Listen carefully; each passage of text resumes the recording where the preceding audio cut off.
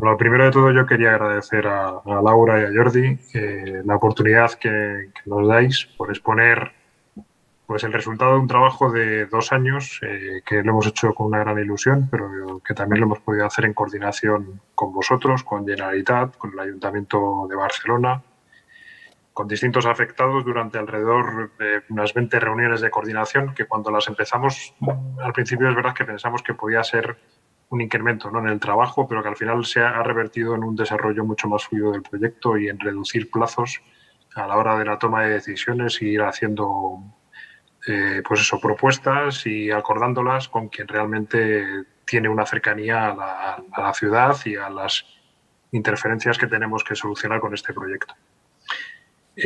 Como digo, hemos estado alrededor de unos 2 años. La verdad es que nos gustaría haberlo hecho en menos tiempo. No hemos sido capaces, pero sí que es verdad que estamos, como ha dicho Laura y Jordi, pues muy cerca de esa aprobación, que estamos todos ilusionados, tanto desde ADIF como desde el equipo que ha participado en la redacción del proyecto. El proyecto, ya se ha dicho, es un proyecto técnicamente muy difícil.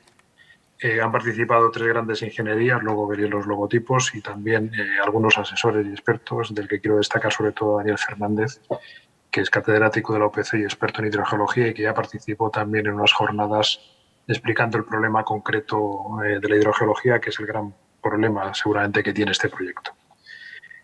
Se va a producir una gran inversión económica, luego daremos cifras y, como ya se ha apuntado desde el ayuntamiento, las obras, y lo agradezco, me agradezco que se haya dicho que las obras van a ser muy difíciles y van a suponer pues una gran afección a la ciudadanía. El negarlo sería de ilusos, y por lo que veo durante estos 2 años pues hemos transmitido este mensaje y es importante que estemos preparados porque lo peor es pensar que las horas van a ser fáciles y que luego bueno, no esa expectativa pues no se cumpla. En el desarrollo del proyecto hemos intentado un objetivo que creo que es importante desde el punto de vista también de todos los ciudadanos, y es mantener el servicio de la estación durante la propia ejecución de las obras. Para eso se va a hacer una situación provisional de la obra, luego os lo explicará Daniel, que es el autor del proyecto, con detalle, y también mantener los 2 pasos a nivel que vamos a suprimir, pero aunque se van a suprimir durante las obras, hemos considerado oportuno, para no generar un conflicto en la circulación, también mantenerlos durante todo el desarrollo de las obras. Entonces, esta dualidad, tanto de mantener el servicio ferroviario, el servicio de la estación, como mantener los servicios de los pasos a nivel, pues han llevado unas implicaciones técnicas adicionales, una dificultad adicional en el desarrollo del proyecto. No sé, Daniel, si puedes ya incorporar la presentación. A ver, cuando le doy a compartir pantalla me sale un mensaje diciendo que el anfitrión inhabilitó la función de compartir las pantallas. No sé si esto se puede solucionar, porque si no, no podría compartir la presentación. Nos comentan que en un minuto podrían solucionar esto. Vale. ¿Sí? Ya, pues me indican que sí. Ya puede. Ya, ahora sí, perfecto. Gracias. A ver. ¿Se ve? Sí, sí. Se ve ya, Daniel. Si le das a la siguiente. Sí, pues sí. La siguiente también, sí. Bueno, aquí casi me han hecho un spoiler, ¿no? Una de las niñas que ha participado desde el colegio, porque efectivamente el ámbito donde tenemos que desarrollar la actuación, pues efectivamente, estamos rodeados de infraestructuras, tanto viarias como ferroviarias. El Ayuntamiento de Moncada tiene 5 estaciones, 3 líneas de cercanías. Eso tiene sus ventajas, evidentemente, toda la movilidad, pero también tiene otras interferencias con el desarrollo normal de la vida diaria. Si veis entre dónde están, si os situáis, es vuestro municipio, o sea, creo que os lo tengo que explicar poco. La línea R2, que tiene ahí un par de carteles, una a izquierda y otra a derecha, pues prácticamente coinciden esos 2 carteles con el inicio y el final de la actuación. Si le das a la siguiente, Daniel. Bueno, esto es lo que he elegido, esta transparencia, para haceros una pequeña introducción, simplemente, y luego ya dar paso a lo que es directamente el proyecto. y es destacar cuál ha sido la principal problemática que hemos tenido para desarrollar este proyecto, y estas dos imágenes yo creo que lo reflejan perfectamente. Por una parte, tenemos una serie de acuíferos profundos, el acuífero del Besós, el acuífero del Ripoll, el acuífero de la cubeta de la Llagosta. Esos acuíferos son aguas profundas que tienen que circular en dirección aproximadamente hacia el Besós y el Ripoll, y nuestro túnel, en la zona que va a ser con pantallas, pues supone una barrera a ese desarrollo al normal desarrollo de ese acuífero. Esto lo sabíamos desde el principio, y todos los proyectos fallidos que hemos tenido hasta la fecha, pues el principal inconveniente que se han encontrado ha sido con el desarrollo de la solución de las medidas correctoras que tenían que albergar este proyecto para eliminar las afecciones que podrían producir el efecto pantalla, tanto desde el punto de vista natural al acuífero, de sobrelevaciones o depresiones de esos niveles de agua, como posibles afecciones a pozos, a parques subterráneos o alguna otra infraestructura. En la parte de abajo de la diapositiva lo que vemos son las zonas inundables, que esto es algo que también sabíamos, pero que desde el año 2017, con el desarrollo del Reglamento Público Hidráulico, nos ha complicado más el desarrollo de este proyecto. Y es que, como veis, ahí están pintados con distintos colores las zonas que nos inundan el Besós y el Ripoll, unas zonas de 10 años, un periodo de retorno de 100 años y hasta un periodo de retorno de 500 años, ¿no? Según nos vamos alejando del río. Como se puede ver, la infraestructura, aunque es subterránea, también tiene partes en superficie y se desarrolla sobre estas zonas inundables. La reglamentación actual limita lo que se puede hacer en estas zonas, y además de limitarlo, tiene que comprobarse expresamente cuáles son las posibles afecciones a terceros que se pueden generar con motivo de las obras. Esto es lo último que nos está llevando un mayor tiempo del que esperábamos en solucionarlo, y prácticamente lo tenemos ya solucionado a la espera de este último informe con la Agencia Catalana del Agua, que ha hecho una participación dinámica durante todo el proyecto, y a los que yo estoy especialmente agradecido por la dedicación que le han dedicado al mismo, y porque de la mano de ellos hemos ido encontrando soluciones a los distintos problemas que existen en este proyecto, porque es el ámbito donde lo desarrollamos. Si pones la siguiente transparencia, Daniel. Bueno, esta es precisamente un poco para concretar el problema, ¿no?, que tenemos y lo importante que es este proyecto y la implicación que tiene. El proyecto al final se divide en 5 proyectos constructivos. Los 3 primeros, los que veis en azul, son los que desarrolla las ingenierías que están hoy con nosotros. Son 2 proyectos de obra civil, vía y energía, que son los 2 primeros que veis, por un importe, uno en el ámbito del término municipal de Barcelona, el de Variante de Valbona y Bifurcación Aguas, con un importe de unos 94 millones de euros antes de IVA y una ejecución de 30 meses de obra. El segundo proyecto, que es el que entiendo que más nos interesa en el día de hoy, es el propio de soterramiento de Moncada y Reisac, aunque los dos están, como veréis ahora en la exposición, totalmente ligados, un importe de unos 360 millones de euros y 66 meses de ejecución de obras. Un tercer proyecto que hace esta misma UTE y que ha surgido durante la redacción de los 2 primeros, que es una medida correctora para una afección que generó la línea de alta velocidad en coordinación con la Agencia Catalana del Agua. Esto es un proyecto que ahora mismo estamos redactando, que tiene un importe mucho menor, son unos 2 millones de euros, y la ejecución de las obras también será 6 meses. Y luego tenemos otros 2. El último es el de instalaciones de seguridad y de comunicación, que se desarrolla en la misma dirección de la que yo participo, que se está redactando en paralelo al proyecto que vais a conocer, y que son todas las infraestructuras tecnológicas a nivel de señalización que necesita también este proyecto, tanto en todas sus fases provisionales como en la situación definitiva, y que permite la imagen de explotación que luego veremos.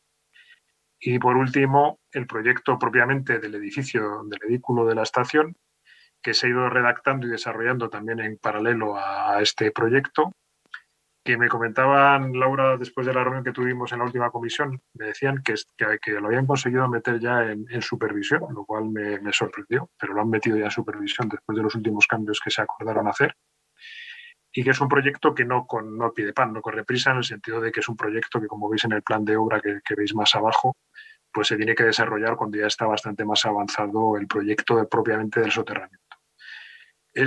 este calendario que veis, nuestra previsión es que los dos primeros proyectos prácticamente puedan empezar a la vez. Creemos que se va a aprobar antes el proyecto del soterramiento de Moncada, va por delante, y un poquito después el de la variante de Valbona y bifurcación aguas. Pero bueno, hemos hecho una estimación del inicio aproximadamente simultáneo. Y ya con esto, pues le doy la palabra a Daniel, que os va a contar dónde vamos a invertir estos 500 millones de euros que aproximadamente representan estos 5 proyectos. Sí, muy bien. Yo continúo con la presentación empezando con una breve descripción general de la solución del soterramiento para continuar posteriormente entrando con más detalle en aquellos aspectos técnicos que consideramos más importantes. Como ha dicho Juan Carlos, la actuación en lo que es la obra civil, la actuación conjunta del soterramiento se ha dividido en dos proyectos principalmente que se denominan variante de Valbona y bifurcación aguas y el proyecto de construcción del propio soterramiento de la R2. Sobre las obras definidas en el proyecto de la variante de Valbona se harán solo breves menciones a lo largo de la presentación al localizarse las obras fuera del término municipal de Moncada. En esta diapositiva se ve la situación actual de todos conocidas con la línea en superficie que presenta una estación y la solución desarrollada en la imagen de abajo. La actuación definida en ambos proyectos abarca un total de 5,5 kilómetros de actuación respecto a la línea de la R2 y 700 metros en cuanto a los ramales de bifurcación aguas. De esos 5,5 kilómetros, 2,7 discurren soterrados entre pantallas, se correspondían con los colores más claros, y está intercalado un tramo ejecutado en mina de 1,2 kilómetros de longitud, lo cual deja 1,6 kilómetros de actuación en superficie localizados en los extremos. La nueva estación de Moncada y Reixac estará soterrada y presentará 3 vías generales con 2 andenes laterales. Más tarde se explicará la necesidad de esta vía central sin andén. Estos tramos en túnel, soterrados o en superficie son los que se muestran en esta diapositiva esquemáticamente. Espero que se vea. Los colores violetas son los tramos en superficie, en azul oscuro los tramos soterrados y en azul claro el túnel en mina. En este sentido, la actuación comienza en superficie bajo la estructura del nudo de la Trinidad e inmediatamente empieza a perder cota a través de un primer tramo soterrado con objeto de alcanzar la profundidad necesaria para poder discurrir en túnel bajo el acuífero y de esta manera evitar su afección. El túnel, como ya se ha dicho, tiene una longitud de 1,2 kilómetros y discurre principalmente bajo Can San Joan.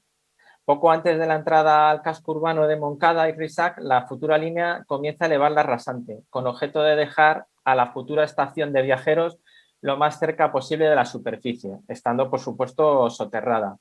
Con este segundo tramo soterrado, la línea discurre bajo el entramado urbano de Moncada-Reixac, bajo el río Ripoll y bajo la C33, a lo largo de unos 2 kilómetros.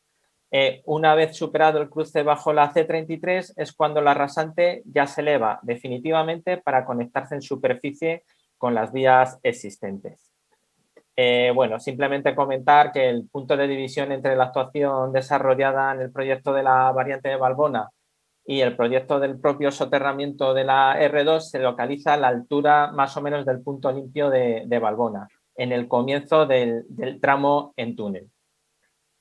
A continuación entramos con más detalle en aquellos temas que se consideran más importantes.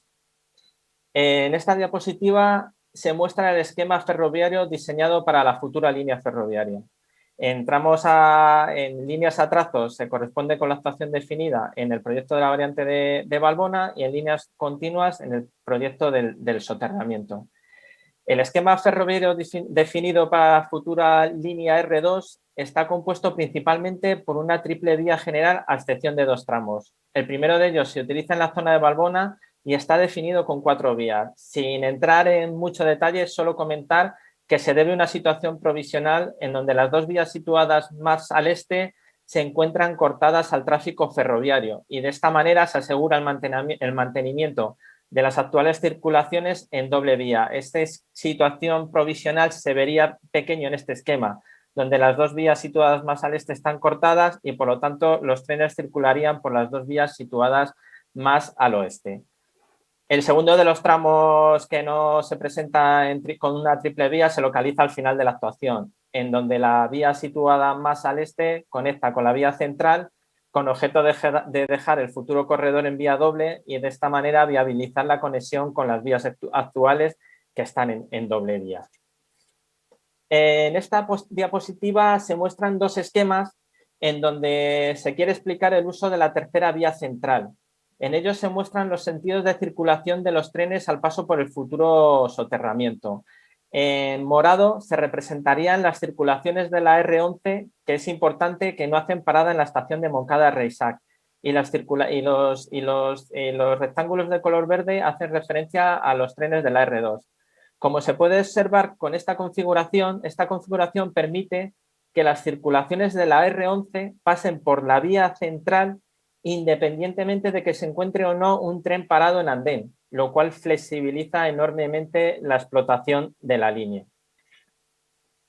En esta diapositiva lo que se quiere representar son las secciones ferroviarias principales definidas en la actuación. Se comenzaría con un trazado con triple vía bajo el nudo de la Trinidad. Aquí vemos la línea de alta velocidad que discurre también en el ámbito de actuación, para pasar con el primer tramo en rampa correspondiente a la entrada sur del soterramiento, el cual presenta ya 4 vías, más los 2 ramales de bifurcación aguas abrazando a las 4 de la R2 y bueno, también se sigue viendo la línea de la alta velocidad. Posterior pasaríamos ya al primer tramo soterrado, continuando con las 4 vías, ya con una losa de cubierta. Y a continuación el tramo en túnel ejecutado con métodos convencionales en donde ya la vía situada más al oeste ha desaparecido. Después del tramo en túnel entramos ya con el segundo tramo soterrado con 3 vías con el que se discurre bajo el entorno urbano de Montcada-Reixac, el Ripoll y la C33, tramo que tendría un tramo intermedio intercalado con una sección ensanchada para permitir ejecutar los andenes de la futura estación de Montcada-Reixac. Una vez superado el cruce bajo la C33, nos encontramos con la rampa de salida norte, seguimos con la triple vía y ya el tramo final en superficie que se encuentra con doble vía para facilitar la conexión con las vías actuales. En esta diapositiva lo que se quieren mostrar es otros elementos de la actuación, por decirlo de alguna manera, elementos auxiliares o complementarios al del soterramiento. Entre ellos destacamos, en primer lugar, 5 pozos de ventilación. Estos pozos permiten realizar las maniobras de ventilación necesarias en el interior del túnel en caso de incendio. Uno de ellos se encuentra junto al punto limpio de Valbona, otro en la calle, junto a la calle Levante, 2 a ambos lados de la futura estación y el último junto al colegio Fonfreda. También se definen las necesarias salidas de evacuación para su utilización en caso de emergencia. En este caso se definen 7 salidas y el modo de conducir a los viajeros hacia la superficie es mediante una escalera de emergencia vertical. La primera de las salidas de emergencia se localiza junto al campo de fútbol de Valbona, otro al sur de Can San Joan, otro al norte del puente de la Mina, 2 a ambos lados de la futura estación de viajeros, uno junto al colegio de Fonfreda y una en la salida norte del soterramiento. Como ya ha comentado Juan Carlos, la actuación se sitúa en zona de acuíferos, por lo que para minimizar las afecciones y facilitar el paso transversal del agua subterránea se proponen 2 medidas. La primera de ellas consiste en portillos, es unas aberturas. Esto es un perfil longitudinal del soterramiento con las pantallas y en ellas espero que se puedan ver la apertura de unos portillos, de unos huecos que facilitan el paso transversal del flujo subterráneo. Y la segunda medida son unos sifones que consisten en 2 pozos verticales ejecutados a ambos lados del soterramiento, comunicados por tubos de PVC que trabajan por vasos comunicantes y de esta manera el agua subterránea se movería por diferencia de niveles piezométricos entre un lado y otro del túnel. Para finalizar, destacar otros 2 elementos importantes para buen funcionamiento del soterramiento, correspondiente con un pozo de bombeo de las aguas de infiltración del túnel con conexión a la red de saneamiento, el cual se sitúa al norte de Can San Juan, y la ejecución de una subestación eléctrica en sustitución de la existente actualmente junto a la estación de viajeros, que se levanta y que sirve para alimentar a las instalaciones de electrificación de la infraestructura. Este se sitúa junto a la boca norte del soterramiento, donde nos indico con el cursor. En cuanto al túnel, solo mostrar algo que ya os acabo de comentar. En esta diapositiva se muestra un perfil geotécnico del tramo en túnel que comienza aquí y termina aquí. En colores anaranjados, amarillentos y verdosos se representa el macizo rocoso, que se sitúa debajo del aluvial en donde se encontraría el acuífero. Como se puede observar, la traza del túnel discurre en todo momento atravesando el macizo rocoso, evitando de esta manera la afección al acuífero. Lo que se representa abajo son secciones constructivas del túnel, en el que, bueno, dependiendo de la calidad de la roca atravesada, se utilizan diversos métodos de excavación y sostenimiento, incluyendo medidas de impermeabilización en los casos en los que el túnel se acerca más aluvial, como por ejemplo este pequeño tramo. A continuación, se va a explicar brevemente un tema que consideramos importante y que se corresponde con las situaciones provisionales ferroviarias que se presentarán durante la ejecución de las obras. En primer lugar, comentar que respecto a la actuación global se localizan 3 zonas en donde se requiere de la ejecución de desvíos provisionales ferroviarios. Se denominan zona Valbona, zona Moncada y zona norte, pero de estas 3 zonas únicamente voy a hablar de las que se producen dentro del casco urbano, ya que las que se definen en la zona de Valbona se sitúan fuera del término municipal y las de las zonas norte son poco relevantes. Lo primero, comentar, que es muy importante, que el caso particular del tramo del soterramiento que atraviesa el casco urbano de Moncada discurre por un pasillo con un ancho libre insuficiente para simultanear la construcción, por un lado, de las pantallas y la losa de cubierta del soterramiento con la implantación de un desvío ferroviario fuera de la zona de obras para permitir seguir con la circulación de los trenes. Todo en una única fase. Esto es imposible, no hay ancho suficiente. En consecuencia, la ejecución de las pantallas y la losa superior del soterramiento deberá dividirse en 2 fases constructivas, cada una de ellas con un desvío provisional ferroviario diferente. En este sentido, se define una primera fase provisional con un primer desvío situando las vías lo más al este posible, lo cual permitiría la ejecución de las pantallas lado oeste y parte de la losa superior. En una segunda fase se trasladaría el desvío ferroviario situándolo sobre la losa construida en la fase anterior, permitiendo la ejecución de las pantallas lado oeste y la finalización de la losa superior. Esto quizás se vea mejor a través de secciones. Esta sección representa el primer desvío provisional ferroviario situando las vías al este, dejando el espacio necesario para permitir la ejecución de las pantallas lado montaña y parte de la losa superior. Una vez ejecutada, se traslada el desvío sobre la losa ejecutada y una vez que entrase en funcionamiento este desvío, se levantaría el primero, lo cual permitiría dejar el espacio necesario para la finalización de las pantallas lado mar este y la finalización de la losa superior. Una vez ejecutada la losa superior en su totalidad, se procedería con las obras interiores del soterramiento hasta su ejecución final. Para una mejor comprensión de este proceso, se muestra a continuación el método de construcción empleado para el soterramiento, denominado cut and cover, con la siguiente secuencia constructiva. Se comenzaría con la ejecución de las pantallas y de la losa de la cubierta. Una vez ejecutada la losa de cubierta, se empezarían con los procesos de excavación interiores, primero hasta alcanzar un nivel intermedio de arriostamiento si existe, y luego continuando con la excavación hasta la cota inferior de la contrabóveda y su ejecución. Esto en cuanto a los elementos estructurales, porque las obras continuarían con la ejecución de la superestructura de vía, las instalaciones de electrificación y los elementos de drenaje, entre otros, hasta la finalización completa de las obras. Una cosa muy importante que quiero destacar es que el método constructivo cut and cover presenta como gran ventaja la posibilidad de reponer el terreno existente actualmente sobre la cubierta ya en esta fase, permitiendo restituir el tránsito viario, ferroviario y peatonal existente en la actualidad. Y luego se desarrollarían todos los trabajos de excavación y soterramiento, pero ya se podría reponer lo existente al actual en superficie. Bueno, comentar que cada una de las dos fases provisionales que anteriormente os he comentado llevan asociadas una estación provisional de viajeros con sus andenes y una pasarela peatonal de acceso. Importante, esta pasarela también serviría de conexión peatonal urbana entre un lado y otro de las vías ferroviarias. En esta diapositiva se pueden ver las dos fases provisionales en planta y a través de una sección donde se muestra la pasarela y los andenes. En planta se muestra la zona en azul, las zonas de obras y la estación provisional situada por fuera. También se ve la pasarela peatonal y estas son las rampas que permitirían el acceso urbano a un lado y otro de la ciudad.